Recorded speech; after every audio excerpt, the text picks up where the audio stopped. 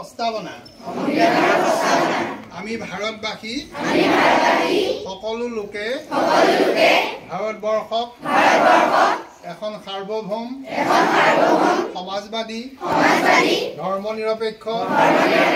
গণতান্ত্ৰিক গণৰাজ্য হিচাপে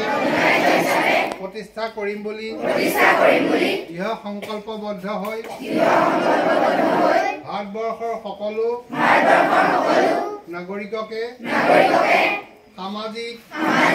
অৰ্থনৈতিক আৰু ৰাজনৈতিক ন্যায় চিন্তা প্ৰকাশ বিশ্বাস ধৰ্ম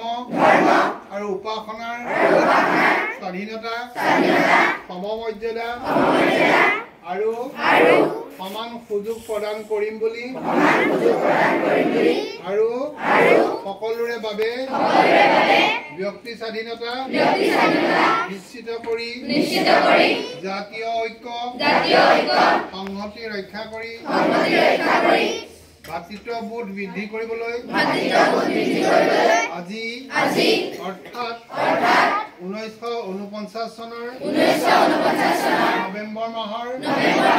26 তাৰিখে আমাৰ সংবিধান সভাই লিপিবদ্ধ কৰা এই সংবিধান আমি আমাক নিজকে অৰ্পণ কৰিম।